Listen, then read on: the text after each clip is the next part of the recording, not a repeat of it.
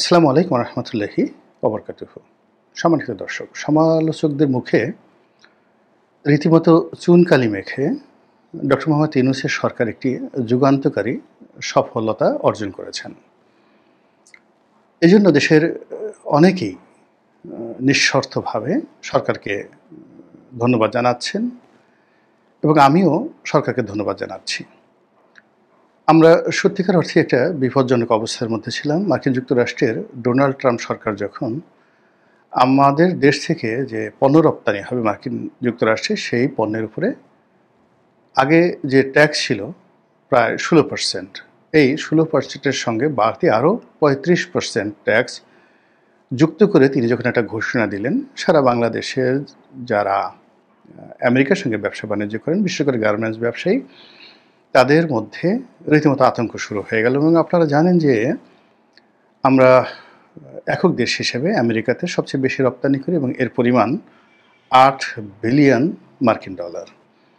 এখন এই 8 বিলিয়ন মার্কিন ডলারের যে বাণিজ্য, এই বাণিজ্যের উপরে কিন্তু বাকি যে প্রায় 40 বিলিয়ন ডলার এক্সপোর্ট রয়েছে সেটা নির্ভর করে। এবং এই 8 বিলিয়ন ডলারের এক্সপোর্টে যদি কোনো ঘাটতি হয়, কোনো সমস্যা হয়, সংগত কারণে এটা একটা ফ্যাক্টরিকে যেভাবে ডিস্টার্ব করে, বায়ারদেরকে ডিস্টার্ব করে, ব্যাংককে ডিস্টার্ব করে এবং পুরো আর্থিক ব্যবস্থাতে রীতিমতো একটা টানা হেঁচড়া শুরু হয়। আমেরিকার সঙ্গে আমার দীর্ঘদিনের ব্যবসায়িক অভিজ্ঞতা রয়েছে এবং সেখানে যারা ব্যবসা বাণিজ্য করেন এতটা লোয়ার মার্জিনে ব্যবসা বাণিজ্য করেন যে অনেক সময় ছোট ছোট যারা আমেরিকান বায়ার $2-3 হাজার ডলারের জন্য, মানে ডিসকাউন্টের জন্য, আমাদের এখানে গার্মেন্টস ফ্যাক্টরিগুলোকে যেইভাবে প্রেশার ক্রিয়েট করে, এটা ভুক্তভোগী ছাড়া কেউ বলতে পারবে না। আমি যখন ফ্যাক্টরি চালাতাম তখন কয়েকটি এরকম বায়ারের সাথে যখন আমার গণ্ডগোল হলো, আমি প্রথমে বুঝতে পারিনি। পরে যেটা দেখলাম যে এখানে বায়ার, আলটিমেট বায়ার, তারপরে আবার আরেকটা আলটিমেট বায়ার থাকে। অর্থাৎ যে মানুষের কাছে আমি বিক্রি করছি, আমেরিকান একটা বায়ার, ও হয়তো তার একটা এজেন্টের মাধ্যমে বাংলাদেশ থেকে কিনছে, আবার সেই মালটা সে আরেকটা এজেন্টের কাছে বিক্রি করছে, আর একটা এজেন্ট আবার দেখা গেল একটা স্টোর বা ওয়্যার হাউসের কাছে বিক্রি করছে, ওয়্যার হাউস আবার একটা রিটেইলারের কাছে বিক্রি করছে। তো কাজেই ওয়ালমার্টের বা জেসি পেনির মতো বায়ার, তাদের যে শোরুমে একটা মাল ওঠার আগে অন্তত পক্ষে 8 থেকে 10 হাতে এটা যাকে বলা হয় এটা ঘুরতে থাকে। এমনকি যে অর্ডারগুলো ওয়ালমার্টে সরাসরি, এটাও কম করে হলো 3 থেকে 4 হাত ঘুরে।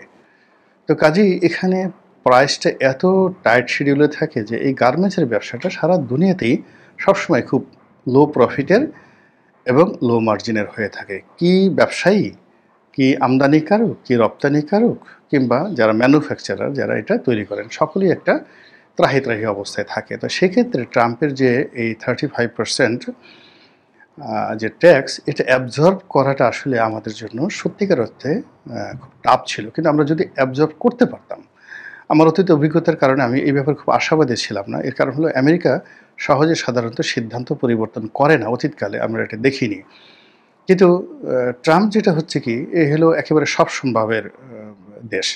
বাংলাদেশ যেভাবে এরশাদ সাহেব চালিয়েছেন, শেখ হাসিনা যেভাবে চালিয়েছেন, ঠিক একই কায়দায় এখন তিনি আমেরিকা চালাচ্ছেন। তার কথায় হাসতে হবে, তার কথায় কাঁদতে হবে। এবং এখন তিনি যেভাবে শুল্ক আরোপ করছেন, আবার মুহূর্তের মধ্যে সেই শুল্ক রহিত করে দিচ্ছেন একটা দেশের উপরে, যেমন সিরিয়ার উপরে যে অবরোধ ছিল, সেই অবরোধ যেভাবে 1 মিনিটের মধ্যে তিনি উইথড্র করে ফেললেন, এই ঘটনা আমেরিকাতে আসলে কখনো হয়নি। এমনকি রোনাল্ড রিগানের মতো মানুষ এত দ্রুত কোনো কাজ করতে পারেনি যেটা ডোনাল্ড ট্রাম্প করছেন। তো কাজেই এখন যা কিছু হচ্ছে এটা আমাদের অতীত অভিজ্ঞতার সাথে মিলে না। আমার যে অতীত অভিজ্ঞতা, সেই অভিজ্ঞতা অনুযায়ী আমি একেবারে 99% হতাশ ছিলাম যে এখানে আমেরিকার সিদ্ধান্ত পরিবর্তন করবে না। এখানে লবিস্ট নিয়োগ করা, পরিশ্রম করা, এটা পণ্ডশ্রম। এই জন্য আমি যেহেতু জানতাম না, বুঝতাম না, এই বিষয়টা নিয়ে আমি কথা নেতিবাচক বলিনি। আমি যেটা বলেছিলাম যে আমাদের আসলে সক্ষমতা অর্জন করতে হবে এই 35% অতিরিক্ত ট্যাক্সের বোঝা নিয়েই। এই ধরনের আমি একটা ভিডিও করেছিলাম একজন ব্যবসায়ী হিসেবে। কিন্তু এই সময়টিতে যারা সরকার বিরুদ্ধ যারা লোকজন রয়েছেন, তারা ডক্টর মোহাম্মদ ইউনূসের 14 গোষ্ঠী উদ্ধার করে দিয়েছেন যে এটা করবেন, ওটা করবেন, ফেইল, এত আমেরিকান, যা বলার দরকার সব কিছু বলেছেন। বাণিজ্য উপদেষ্টা মিস্টার বশির, তাকে নিয়েও নানা রকম কথাবার্তা বলা হচ্ছে। মিস্টার বশিরকে আমি চিনি, অনেক আগের থেকে চিনি। আ আমাদের মধ্যে একটা ভালো সম্পর্কও আছে। তো উনি ব্যবসায়ী হিসেবে খুব বড় ব্যবসায়ী, সফল ব্যবসায়ী এবং আকিজ গ্রুপের মধ্যে আ এখন তো অনেকগুলো ভাগ হয়ে গেছে। তো সেই ভাগাভাগির মধ্যে ইন্ডিপেন্ডেন্টলি অ্যান্ড ইন্ডিভিজুয়ালি উনি সবচেয়ে সুবিধাজনক অবস্থানে রয়েছেন। আর উনার একক ব্যবসা-বাণিজ্য যদি বাংলাদেশের সামগ্রিকভাবে তুলনা করা হয়, তাহলে যেকোনো শিল্প গ্রুপ, সেটা গার্মেন্টস হোক কিংবা অন্য বাইরে হোক, তাদের চেয়ে বেশি হবে বই কম হবে না। এমনকি বসুন্ধরার চাইতেও তাদের জনাব বশিরের যে ব্যবসায়িক ব্যাপ্তি, এটা অনেক, অনেক বেশি সাউন্ড এবং উইদাউট লোন-টোন এরকম কোনো কিছু নেই। একজন সফল ব্যবসায়ী। তো তাকে আমি একবার জিজ্ঞাসা করেছিলাম, আ তিনি হয়তো বয়সে আমাদের চেয়ে ২-৩ বছরের ছোট হবেন, এরকম আরকি। তো একবার জিজ্ঞেস করেছিলাম যে, "আপনি আপনার জীবনে যে কজন অর্থমন্ত্রীকে দেখেছেন?" এটা উনার সাথে আমার এই কথা হয়েছিল ২০১৫ সনের দিকে একটা পারিবারিক অনুষ্ঠানে। তো অনেকক্ষণ আমরা আলাপ আলোচনা করেছিলাম। তখনও রাজনীতি নিয়ে উনার কোনো ওরকম স্বপ্ন কোনো কিছুই ছিল না। উনি এরকম হবেন এটা জানাও ছিল না। একজন ব্যবসায়ী হিসেবে তিনি দেশের রাজনীতি নিয়ে চিন্তিত থাকতেন, ওয়েল কনসার্ন থাকতেন। তো ওই সময় তারা জিজ্ঞেস করছিলাম তার দেখা শ্রেষ্ঠ অর্থমন্ত্রী কে? তো তিনি এক বাক্যে বললেন যে সাইফুর রহমান। কেন? তো সাইফুর রহমানের কতগুলো যুগান্তকারী সিদ্ধান্তের কথা তিনি আমাকে বললেন যে ব্যবসায়ীদের সাথে মন্ত্রণালয়ের, ব্যবসায়ীদের সাথে এনবিআরের কতগুলো সমস্যা যেগুলো ১০ বছর ১৫ বছর যাবৎ চলছিল, সাইফুর রহমান সাহেব অর্থমন্ত্রীর দায়িত্ব নেওয়ার পরে ম্যাজিক্যালি এই সমস্যাগুলো তিনি যেভাবে অ্যামিকেবলি সমাধান করেছিলেন, এটা তার কাছে খুব আশ্চর্যজনক মনে হয়েছে।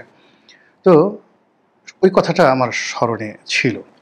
কাজেই তিনি যখন উপদেষ্টার দায়িত্ব পেলেন, তখন আমার কাছে মনে হয়েছে যে নেগোসিয়েশনের ক্ষেত্রে, সেটা দেশে হোক, দেশের বাইরে হোক, ব্যবসায়ীদের সাথে হোক, তিনি সেই যে সাইফুর রহমান ডক্ট্রিন যেটা তাকে মুগ্ধ করেছিল, তিনি সেভাবে হয়তো কাজ করবেন। কাজেই তার ব্যাপারে আমি আশাবাদী ছিলাম, কিন্তু আমি আগ বাড়িয়ে কোনো কিছু বলতে যাইনি। কিন্তু সরকার এখন সফল হয়ে গেছে। সরকার নেগোসিয়েশন করে সেই শুল্ক ২০% নামিয়ে এনেছে, যা কিনা আমাদের যারা প্রতিদ্বন্দ্বী রয়েছেন তাদের সমপর্যায়ের, ভিয়েতনাম, কম্বোডিয়া, পাকিস্তান, ভারত, এদের সমপর্যায়ের।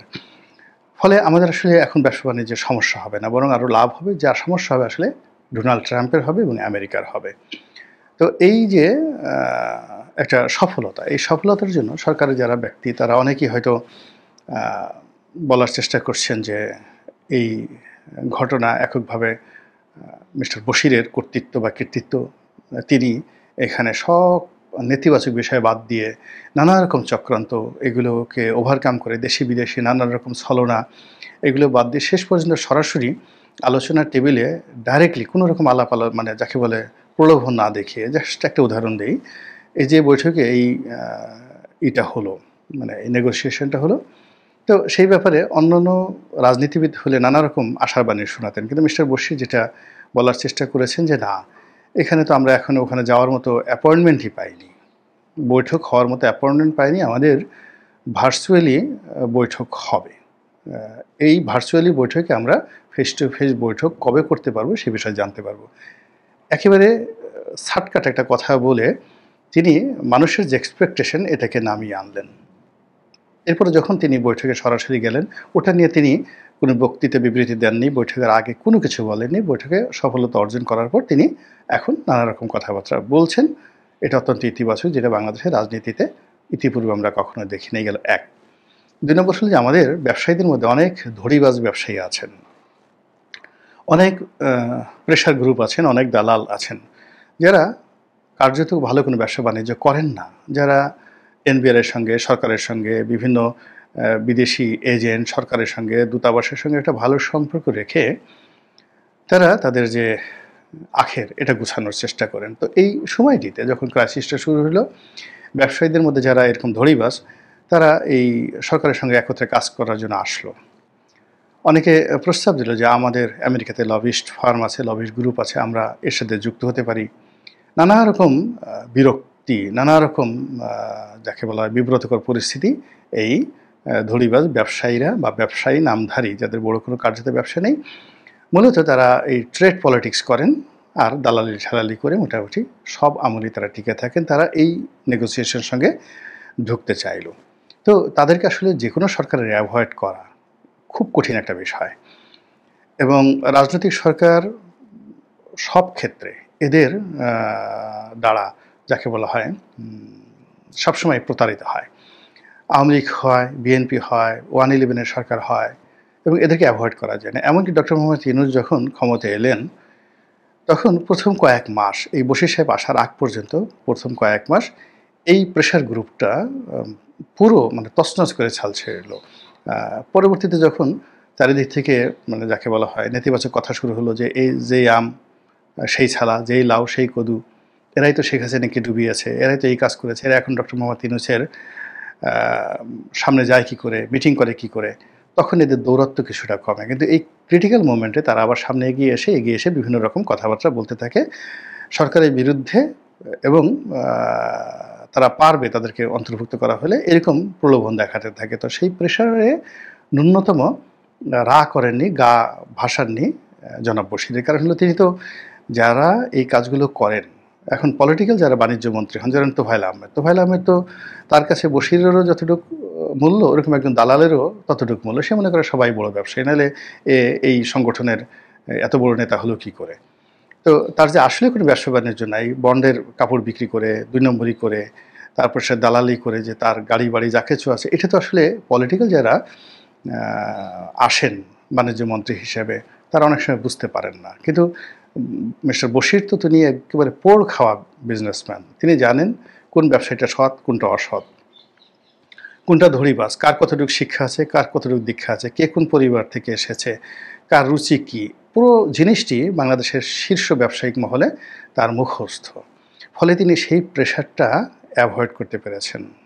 এই জন্য এই সফলতাটা এসেছে, যেটাকে আমি বলবো একটা magical and dynamic success of doctor Mohammad Yunus government. এবং আমি মনে করি ডক্টর মোহাম্মদ ইউনূস যদি তার সকল মন্ত্রণালয়ে এরকম যোগ্য ম্যাজিক্যাল যাকে বলা হয় উপদেষ্টা নিয়োগ করতেন, তাহলে ওই যে তাকে 5 বছরের যে রাখার বিষয়ে মানুষ যে এখন অধৈর্য হয়ে পড়েছে, তার বিরুদ্ধে কথাবার্তা বলছে, এই জিনিসগুলো কেউ বলতেন। এবং আশ্চর্য ব্যাপার হলো ওনার এই সফলতার সঙ্গে সঙ্গে দেখা গেল যে উপদেষ্টা পরিষদের মধ্যেটা 2 ভাগে বিভক্ত হয়ে গেছে। এক বিভাগ বলার চেষ্টা করছেন যে উনি তো একা করেন নাই, এর সঙ্গে তো সেই ওনার যে নিরাপত্তা বিষয়ক উপদেষ্টা খলিলুর রহমান তারও ভূমিকা রয়েছে। সে তো আমেরিকাতে বসে সেই আমেরিকান গভর্নমেন্টের উচ্চতর যে লোকজন যারা রয়েছেন তাদের সঙ্গে এই কাজগুলো করেছেন। এই কথাগুলো অনেকে বলার চেষ্টা করছেন। অনেকে যারা ব্যর্থ হয়েছেন তারা মুখ টিপে টিপে বলতেছেন, হায় আল্লাহ কী হলো, কোথা থেকে একজন বশির এলেন, তারপরে শেষে তিনি এই সফলতা লাভ করেন। কিন্তু ইতিমধ্যে বেশ কয়েকজন উপদেষ্টা যারা তাদের মন্ত্রণালয় খুব ভালোভাবে চালাচ্ছেন, তারা কিন্তু মিস্টার বশিরকে প্রশংসা করছেন। যারা এই প্রশংসা করছেন তাদের মধ্যে দেখলাম ফয়জুল কবির নামক যিনি আছেন উপদেষ্টা যোগাযোগ মন্ত্রণালয়ের, বিদ্যুৎ মন্ত্রণালয়ের, যিনি ইতিমধ্যে নন্দিত হয়েছেন। তিনি বললেন যে যোগাযোগ সেই যে উপদেষ্টা তিনি বললেন যে আল্লাহ যেন এই মিস্টার বশির বাণিজ্য উপদেষ্টাকে হায়াতে তৈবা দান করেন। ওর সাথে দেখেন এই সফলতা নিয়ে কিন্তু সরকারের ভিতরে বিভক্তি দেখা দিয়েছে। আর অন্যদিকে বাইরে যারা আছেন তারা প্রথাগতভাবে বলার চেষ্টা করছেন, আগে বলতে হবে কি দিয়ে এনেছো, বিনিময়ে সেন্ট মার্টিন দিয়েছো কিনা, বিনিময়ে সেই কি গোপন চুক্তি হয়েছে, এরকম নানা রকম ন্যারেটিভ তৈরি করা হচ্ছে। আমার সিক্স সেন্স যেটা বলছে সেটা হলো যে আমার কাছে মনে হচ্ছে না যে এত তড়িঘড়ি করে সেই বিমান কেনার বা অন্য যে জিনিসগুলো করার কোনো চুক্তি বা কোনো MOU এখানে স্বাক্ষর হয়েছে। এটা টেবিলে 1-to-1 টেবিলে বসে যে প্রতিনিধি দল ছিল তাদেরকে কনভিন্স করা, এবং এটার যে কাউন্টার বিপদ, মানে তারা যদি 35% শুল্কটা অব্যাহত রাখে, এটার ফলে যে আমরা ক্ষতিগ্রস্ত তা হব না, আমাদের সঙ্গে সঙ্গে কিন্তু আমেরিকাও ক্ষতিগ্রস্ত হবে। আমাদের যদি 10 টাকা ক্ষতি হয়, ওদেরকে তো 10 টাকাতে ওদেরকে 100 টাকা ক্ষতির মুখোমুখি হতে হবে।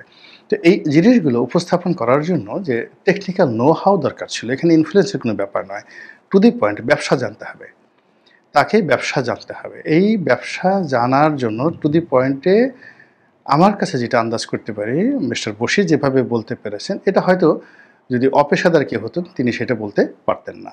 এনিওয়ে, অনেক দিন পর ডক্টর মোহাম্মদ ইউনূসের সরকারের একটা সফলতা দেশবাসী দেখতে পেল। ব্যবসায়ী কমিউনিটি খুবই আনন্দিত, আমরাও আনন্দিত, এবং একই সঙ্গে আমরা চাই যে আরও কিছু ম্যাজিক্যাল কর্মকাণ্ড ঘটুক, বিশেষ করে আইন শৃঙ্খলা। এটা নিয়ে আমরা ম্যাজিক্যাল কিছু দেখতে চাই। যদি দরকার পড়ে সেই অন্য আমেরিকা থেকে হোক, ডক্টর মোহাম্মদ ইউনূসের ফ্রান্স থেকে হোক, যদি ফ্রান্সের সাবেক কোনো প্রেসিডেন্টকে এনে বাংলাদেশের স্বরাষ্ট্র উপদেষ্টা বানালে আমাদের আইন শৃঙ্খলা ভালো হয়, আমরা সেটাই চাই। কিন্তু জনজীবনে যে দুর্বিষহ অবস্থা, মব ভায়োলেন্স, এটা আমরা চাচ্ছি না। আমাদের অর্থনৈতিক অবস্থা আরও গতি পাক, মানুষজন বিনিয়োগে এগিয়ে আসুক, এবং ইতিমধ্যে দেখলাম যে একটা বিখ্যাত কোম্পানি হান্ডা, হংকংয়ে, তারা একটা বিশাল বিনিয়োগ বাংলাদেশে করবে, 35 কোটি এরকম, মানে 35 কোটি মার্কিন dollar. It's a huge investment তারা বাংলাদেশে করবে, এবং এখানে প্রায় 18 থেকে 20 হাজার লোকের বা 35,000 লোকের কি জন্য দেখলাম এরকম একটা কর্মসংস্থান হবে। তো এটা প্রধান উপদেষ্টার সাথে বৈঠক করেছেন, বিডার কর্তা ব্যক্তি তারা ছিলেন। এটাও আমি ইতিবাচকভাবে দেখি। আমাদের দেশে যাই আসুক না কেন, ভালো কাজের প্রশংসা আমাদের করা উচিত। আবার একইভাবে যে মন্দ কাজগুলো ডক্টর মোহাম্মদ ইউনূস করেছেন বা করে চলেছেন সেইগুলো আমরা সমালোচনা করব, আলোচনা করব। তাহলে হয় কি, কাজের আনন্দ আসবে আর জীবনের একটা গতি আসবে। কিন্তু আমরা যদি একপেশে হয়ে যাই, খালি প্রশংসা করতে থাকি আর খালি গীবত গাইতে থাকি, তাহলে আসলে আমরা নিজেরও যেভাবে বিষক্রিয়ার মুখোমুখি হব, আর কেউ আসলে সমালোচনার ভয়ে কাজ করতে চাইবে না। আর অতি প্রশংসা করলেও আরামে সে একেবারে বসে বসে ফিডার খাওয়া শুরু করবে, সে কাজ করবে না। ফলে নর্মালি সমালোচনা এটা নিরপেক্ষ হওয়া উচিত। মহান আল্লাহ আমাদের সবাইকে হেদায়েত দান করুন এবং হেফাজত করুন। আসসালামু আলাইকুম ওয়া রাহমাতুল্লাহি ওয়া বারাকাতুহু।